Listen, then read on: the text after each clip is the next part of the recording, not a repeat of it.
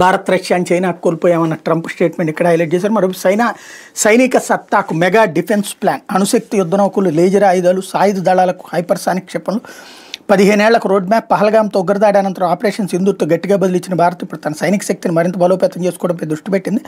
ఇందులో భాగంగా అణుశక్తితో నడిచే యుద్ధ నౌకలు, నెక్స్ట్ జనరేషన్ యుద్ధ ట్యాంకులు, హైపర్సోనిక్ క్షిపణులు, లేజర్ ఏఐ ఆధారిత ఆయుధాలు సైన్యానికి ఇవ్వబోతోంది అన్నటువంటి వార్తని హైలైట్ చేశారు. ఇకపోతే హాప్ టిప్ టాప్ అంటూ రామకృష్ణ బీచ్ నుంచి తొట్లకొండ వరకు మొత్తం 10 పర్యాటక ప్రాంతాలు ఎక్కడైనా ఎక్కచ్చు, ఎక్కడైనా దిగచ్చు.